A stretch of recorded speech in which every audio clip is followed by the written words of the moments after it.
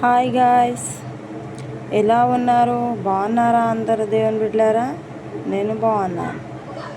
Welcome back to my long video. Hannah story ఎంతమంది విన్నారు చెప్పండి, ఒకసారి కామెంట్ చేయండి నాకు అందరూ. ఈరోజు మీకు చెప్పబోయేది హన్న స్టోరీ. హన్నకి పెళ్ళి ఎన్ని సంవత్సరాలైనా పిల్లలు ఉండకపోయేసరికి నాకు పిల్లలు లేరు అని చాలా బాధపడుతుంది, చాలా ప్రార్థన చేసుకుంటుంది. ఇంకా దేవుడు కరుణించడా అని ఒక రోజు కన్నీళ్ళ ప్రార్థన చేస్తుంది. దేవుడు ఇంకా తనకు ఒక కుమారుడిని ఇస్తాడు. సామ్యుయేలు అని ఒక కుమారుని తన కడుపులో పుట్టిస్తాడు. ఆమె దేవుడిచ్చిన వరం ఇది అనేసి దేవునికి అప్పగించాలి నేను అని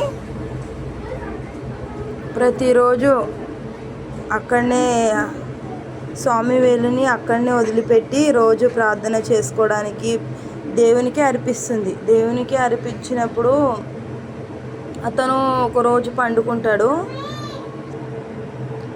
సామ్యుయేలు ఇంకొక రోజు ఏం చేస్తాడంటే పండుకుంటాడు. సామ్యుయేలు అని ఒకరోజు కల వస్తుంది. కల వస్తే వాళ్ళ ఇంట్లో ఒక ముసలి అతను పండుకుంటాడు.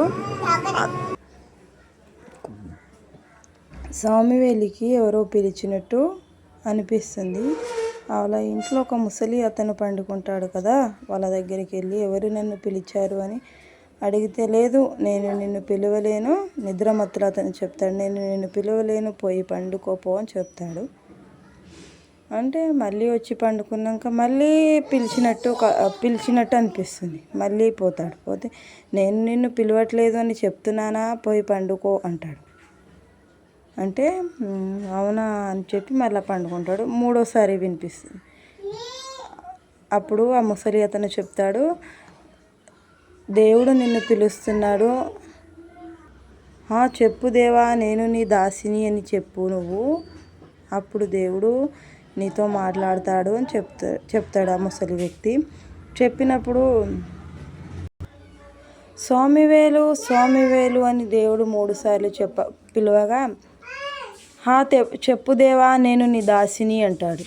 అన్నప్పుడు దేవుడు, సామ్యుయేలు, నేను నా వాక్యం ప్రజలకు చెప్పడానికి నిన్ను ఎంచుకున్నాను అని దేవుడు చెప్తాడు.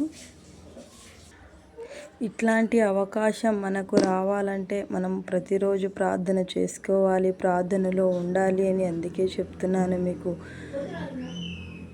హన్న అంత ప్రార్థన చేసినప్పుడే సామ్యుయేలుని దేవుడు తనకి కుమారుడుగా ఇచ్చాడు.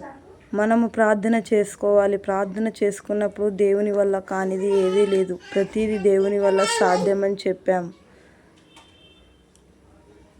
దారిలో వాక్యం ఉంటే వాక్యమే దేవుడు అయ్యాడంటే దేవుడు మనతో మాట్లాడాడా? ఖచ్చితంగా మాట్లాడతాడు. దేవుని మీద నమ్మకం పెట్టండి, ప్రార్థన చేయండి, సరేనా? రేపు ఇంకొక స్టోరీతో మీ ముందుకి వస్తా. బాయ్.